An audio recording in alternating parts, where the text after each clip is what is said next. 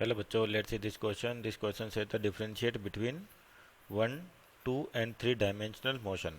तो आपको सिंपल सा पार्ट दे रखा है कि आपका 1D, 2D और 3D मोशन इसके बारे में बताना है. तो की कॉन्सेप्ट में लिखे अपन की कॉन्सेप्ट की बात करें यहाँ पर, तो आपका की कॉन्सेप्ट क्या होगा? Basically types of motion. Types of motion. तो बेसिकली आपके जनरली 3 टाइप के मोशन होते हैं, जैसे यहाँ पे पूछा भी हुआ है, और अपने को क्या करना है, तीनों को डिफ्रेंशिएट करना है.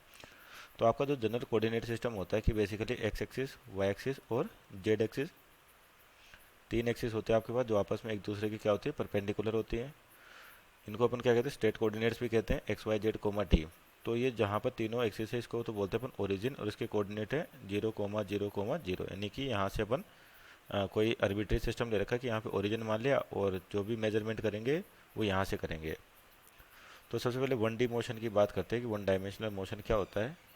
कि अगर आपके पास मोशन अलोंग जो आपके एक्स वाई जेड एक्सिस है, तो आपके पास केवल 1D मोशन का मतलब क्या है, 1 डायमेंशनल, यानी कि एक ही लाइन पर, यानी कि स्ट्रेट लाइन मोशन. पहले तो इसको कह सकते हैं अपन स्ट्रेट लाइन मोशन कह सकते हैं. Straight line motion. Straight line motion along any coordinate axis. Any coordinate axis. तो आपके पास जो ये कोऑर्डिनेट एक्सिस दे रखी है, एक्स वाई जेड, इनके अलोंग कोई सा भी मोशन होगा तो क्या कहलाएगा, 1D मोशन, यानी कि 1 डायमेंशनल. जैसे एग्जांपल की बात करें कि मान लीजिए आपके पास कोई भी कार, स्कूटर या बोलते कोई भी ऑब्जेक्ट है, सपोज करिए ब्लॉक है जिसका मास m है, और इस पर फोर्स लगा के ये मान लीजिए इसी के अलोंग मूव कर रहा है, इसकी वेलोसिटी v है, तो क्या कर रहा है, इसी लाइन के अलोंग मूव कर रहा है, तो इसका मतलब सिंगल कोऑर्डिनेट एक्सिस को फॉलो कर रहा है. तो ये कहलाते हैं अपने 1 डायमेंशनल मोशन कहलाते हैं. अब अपन 2 डायमेंशनल की बात करते हैं, 2D, यानी कि आपके पास क्या होगा, ऐसा मोशन होगा जिसमें आपके पास 2 कोऑर्डिनेट्स होंगे, यानी कि motion containing 2 coordinate system. Containing 2 axis भी कह सकते हैं अपन, 2 एक्सिस, यानी कि ऐसा मोशन जिसमें आपके पास 2 एक्सिस के बीच में, सिंपल कहते हैं इसको प्लेन मोशन भी कहते हैं अपन, प्लेन मोशन. तो प्लेन मोशन का मतलब क्या है, मोशन इन प्लेन. प्लेन का मतलब क्या होता है, आपके पास 2 कोऑर्डिनेट एक्सिस होंगे, यानी कि 2 एक्सिस मिलके क्या बनाएंगे, एक प्लेन बनाएंगे. तो प्लेन का मतलब तल, जैसे आपके पास बोलते जैसे ये है, मान लीजिए आपके पास कोई भी प्लेन ये है, तो इसमें देखिए आपके मान लीजिए एक्स एक्सिस है और ये वाई एक्सिस है, तो दोनों मिलके क्या बना रहे हैं, एक प्लेन बना रहे हैं. तो मोशन इन अ प्लेन ये कहलाता है 2D मोशन, या सिंपल कहे तो मोशन कंटेनिंग 2 एक्सिस या बिटवीन 2 एक्सिस. तो जैसे आपके पास जो कर्वीलिनियर पाथ होते हैं, यानी कि motion along a curved path, motion along a curved path, ये क्या होता है आपका 2D मोशन होता है. जैसे सर्कुलर मोशन हो गया, प्रोजेक्टाइल मोशन हो गया, किस तरीके से, जैसे यहाँ पे डायग्राम बनाया अपने कर्वीलिनियर पाथ का. तो जैसे एग्जांपल यहाँ डायग्राम बनाए अपन कि जैसे मान लीजिए आपके पास ये कोई भी कर्व पाथ है, सपोज करिए इस तरह से कर्वीलिनियर मोशन है, पार्टिकल इस तरीके जा रहा है. अब देखोगे जैसे यहाँ पर देखिए पार्टिकल का मोशन इस लाइन कर लोगे, तो ये क्या एक्स में भी चल रहा है आपके पास, और वाई में भी डिस्टेंस चल रहा है. तो इस टाइप का मोशन, यानी कि जो क्या कहलाता है 2D मोशन. जैसे अपने पास और एग्जाम्पल होते हैं, प्रोजेक्टाइल हो गया आपका. प्रोजेक्टाइल मोशन भी क्या होता है, 2D होता है आपके पास. सर्कुलर मोशन हो गया, प्रोजेक्टाइल मोशन, सर्कुलर मोशन, ये सब किसके एग्जाम्पल है आपके पास, 2D मोशन के. Circular motion. और उसी तरह से 3D मोशन की बात करते हैं ना, कि आपका जो 3D दे रखा है, यानी कि जिनो जिसमें तीनों कोऑर्डिनेट एक्सिस आपके पास यूज होंगे. इसका आपका जो दे रखा है 3 डायमेंशनल मोशन, यानी कि 3D मोशन. तो ये 3D मोशन क्या होता है, आपके पास जो तीनों कोऑर्डिनेट एक्सिस हैं वो तीनों इसमें क्या होते हैं, यूटिलाइज होते हैं.